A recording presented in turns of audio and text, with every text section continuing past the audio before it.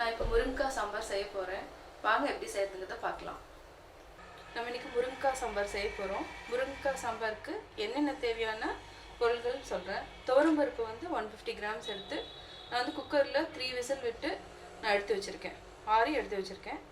அதுக்கப்புறம் இப்போ சின்ன வெங்காயம் வந்து நீங்கள் வந்து 50 கிராம்ஸ் எடுத்துக்கலாம். ஒரு 20 வெங்காயம் அந்த மாதிரி 20 கூட வேண்டாம், 10 எடுத்துக்கலாம். 10 வெங்காயம் எடுத்து சின்ன வெங்காயத்தை உரித்து 2ஆக கட் பண்ணி வச்சுக்கோங்க. நீல வாக்கில் கட் பண்ணிக்கோங்க. தக்காளி ஒரே தக்காளி, இது வந்து ஆப்பிள் தக்காளி. அந்த நாட்டு தக்காளினா நீங்கள் வந்து 2 ஆட் பண்ணிக்கோங்க. புளி கம்மியாக ஊற்றிக்கலாம். இது வந்து ஆப்பிள் தக்காளிங்கிறதுனால ஒரே ஒரு தக்காளி. அதுக்கப்புறம் முருங்கைக்காய் வந்து 2 முருங்கைக்காய் எடுத்திருக்கேன். பச்சை மிளகாய் 1, கருவேப்பிலை கொஞ்சமாக எடுத்திருக்கேன். புளி வந்து நான் என்ன பண்ணிக்கிறேன்னா, ஆப்பிள் தக்காளி வந்து 1 போடுறதுனால புளி வந்து இவ்வளோ எடுத்துட்டு நான் கரைச்சி வச்சுருக்கேன். புளி வந்து கரைச்சி வச்சுருக்கேன். நெக்ஸ்ட்டு வந்து தாளிக்கிறதுக்கு வந்து என்னென்னா, கடுகு, வரமிளகாய் இது 2 போட்டு தாளிக்கணும். பெருங்காயம் இதில் இருக்குது, பெருங்காயம். ஆயில் வந்து எவ்வளோ தேவையோ அவ்வளோ யூஸ் பண்ணிக்கோங்க. லாஸ்ட்டில் வந்து கொத்தமல்லி தழை தூவுறதுக்காக வச்சுருக்கேன். இது வந்து என்னென்னா சாம்பார் பொடி வந்து நான் இப்போ 2 ஸ்பூன் எடுத்திருக்கேன். நீங்கள் காரம் வந்து தேவையான அளவு நீங்கள் எடுத்துக்கலாம். தேவையான அளவு உப்பு எடுத்திருக்கேன். நம்ம இன்றைக்கி மண் சட்டியில் செய்ய போகிறோம். எப்படி செய்யறதுங்கிறத சொல்கிறேன். மண் சட்டி நல்லா காஞ்சதுக்கப்புறம் இது வந்து 50 ml வந்து ஆயில் எடுத்திருக்கேன். ஆனால் 50 ml தேவையில்லை. இப்போ 25 ml தான் நான் ஆயில் ஊற்றிருக்கேன். நல்லா ஆயில் காஞ்சதுக்கப்புறம் கடுகு போடணும்.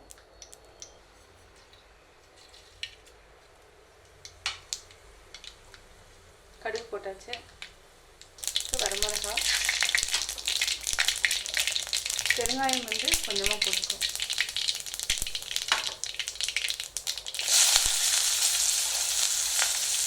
வெங்காயம் போட்டாச்சு. வெங்காயம், பச்சை மிளகாய், வரமிளகாய் இது போட்டு தாளிச்சிடும். சீக்கிரமாக சூடாயிடும் சட்டி. ஸோ அதனால் சிம்லேயே வச்சு நீங்கள் பண்ணலாம். வெங்காயம் வந்து பொடியாக கட் பண்ண வேண்டியதில்லை. சின்ன வெங்காயத்தை வந்து நீங்கள் நீட்டாக வாக்கில் கட் பண்ணிங்கன்னா நல்லாயிருக்கும்.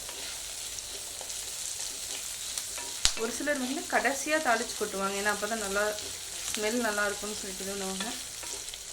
தேவைன்னா நீங்கள் லாஸ்ட்டில் கூட தாளித்து கொட்டிக்கலாம். ஆனால் நான் ஃபஸ்ட்டே தாளிச்சிட்டேன்.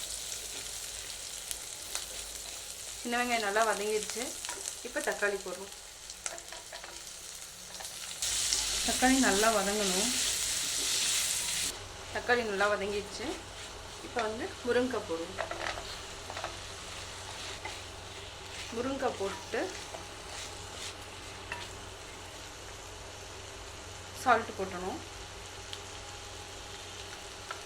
முருங்கைக்காய் கலவாக தான் போடுறோம் நம்ம, ஏன்னா ஃபுல்லாக போடல. சால்ட் போட்டு தண்ணி ஊற்றிட்டு நம்ம வந்து ஒரு 10 மினிட்ஸ் வந்து நல்லா மூடி வச்சிடலாம். முருங்கைக்காய் நல்லா இதாகணும், வேகணும். ஸோ அதனால் நம்ம மூடி வச்சுருவோம். அதே மாதிரி வெங்காயம், தக்காளி இதெல்லாமே தண்ணியில் கொஞ்சம் நேரம் கொதிச்சதுன்னா நல்லாயிருக்கும். அந்த டேஸ்ட் வந்து வெங்காயம் வந்து நல்லா ஊறி சாம்பாருக்கு வந்து நல்லா டேஸ்ட் கொடுக்கும். தண்ணி ஊற்றிடுறோம். இப்போ வந்து என்னென்னா சாம்பார் பொடியும் போட்டு வேக வச்சிடறோம். உப்பு போட்டு வச்சு சாம்பார் பொடி இப்போ ஹை ஃப்ளேமில் வச்சுக்கலாம். இப்போ வந்து மூடி வச்சிடலாம்.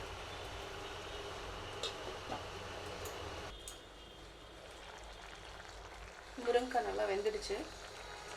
இப்போ என்னென்னா சாம்பார் ஆல்ரெடி வேக வச்சு நம்ம எடுத்து வச்சுருக்கோம் ஒரு பாத்திரத்தில். முருங்கைக்காய் நல்லா வெந்துடுச்சு. இப்போ என்னென்னா சாம்பார் ஆல்ரெடி வேக வச்சு நம்ம எடுத்து வச்சுருக்கோம் ஒரு பாத்திரத்தில். அதை ஊற்றிடுவோம். இப்போ நான் பருப்பு வேக வச்சு எடுத்து வச்சுருக்கிறது போல் ஊற்றிட்டேன். இது ஒரு 5 மினிட்ஸ் ஃபுல்லில் இருந்தனால சரி, ஓரளவுக்கு ஒரு 5 மினிட்ஸ் நல்லா கொதிக்கணும். கொதிச்சதுக்கப்புறம் நம்ம லாஸ்ட்டாக வந்து புளி கரைச்சி வச்சுருக்கோம், அதை வந்து நம்ம ஊற்றணும். அது வரைக்கும் இது வந்து கொஞ்சம் கொதிக்கணும். இப்போது சாம்பார் முருங்கைக்காய் போட்டு பருப்பும் போட்டு வேக வச்சாச்சு. இப்போ லாஸ்ட்டில் ஒரு 5 மினிட்ஸ் மட்டும் இருந்துச்சுன்னா போதும். புளி இது வந்து ஓரளவுக்கு தேவைன்னா புளிப்பு இருந்துச்சுன்னா ஆட் பண்ணிக்கலாம். புளிப்பு வேண்டாம் அப்படின்னு சொன்னால் இதோட கொஞ்சமாக நிறுத்திக்கலாம். ஒரு 5 மினிட்ஸ் கொதிச்சதுக்கப்புறம் இது பண்ணிக்கலாம். இந்த சாம்பார் வந்து டிஃப்ரெண்ட்டாக டேஸ்ட்டாக இருக்கும். லாஸ்ட்டில் தாளிக்க வேண்டியதில்லை, ஃபஸ்ட்லேயே நான் தாளிச்சிட்டேன்.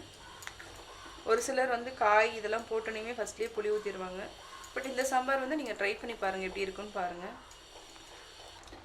இது ஒரு 5 மினிட்ஸ் கொதிச்சதுக்கப்புறம் நம்ம ஆஃப் பண்ணிக்கலாம். சாம்பார் பொறுத்த வரைக்கும்னா புளி ஊற்றினா ரொம்ப நேரம் வரைக்கும் வெளியில் வச்சா கூட கிடாது, புளி ஊற்றினா மட்டும். புளி ஊற்றலைன்னா நீங்கள் ஃப்ரிட்ஜில் எடுத்து வச்சிடணும்.